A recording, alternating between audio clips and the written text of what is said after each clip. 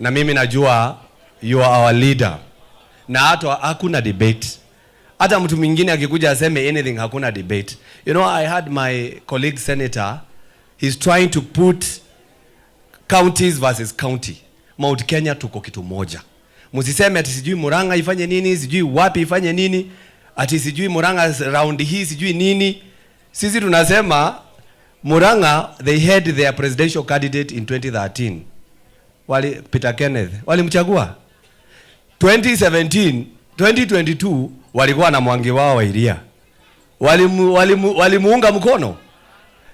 Round hii ile maneno ambayo wanasema and you know, I was even telling somebody, yule mbunge anaendorse mbunge mwenzake, kwani yeye hana ambition? You know, I don't understand it. Ati mbunge anaendorse mbunge mwenzake, kwani mbunge mwenye anaendorse mbunge mwenzake, kwani yeye hana ambition? Kwani sisi tulichaguliwa tufanye nini? So your excellency, sisi tunakusupport, na wewe you are our de facto leader. Na karibu sana Kiambu. I want to say, to call upon all of you, the people of Mount Kenya. I'm telling you that we have to speak in one voice.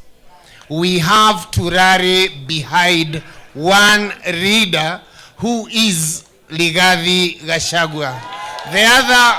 The others who are trying to divide Mount Kenya, fellow Kikuyus, please, united, we win.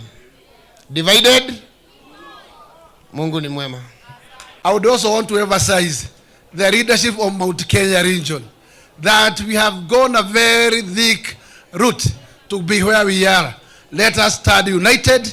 Let us respect the leader that is at the topmost, and let us give him peace. And it is very early to start those premature politics.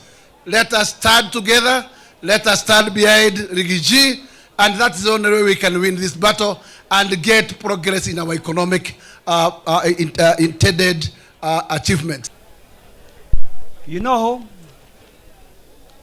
Your Excellency,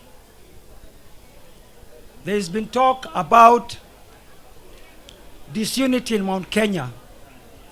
Your Excellency, you know that you're the Deputy President, we have the Majority Leader, we have the Chairman of Budget. God has been good to us in Mount Kenya. So I would like to call upon all the MPs of Mount Kenya to unite as one. Because this thing of having sideshows, saying that who should be the Deputy President come 2027, that your Deputy President, we should not allow. We are totally behind you, Your Excellency. We want you to continue being our Deputy President, and it's a prerogative of the President of Kenya to decide who is going to be the Deputy President. So if we deliver to our people here in Mount Kenya, the President will then decide who is going to be the Deputy President.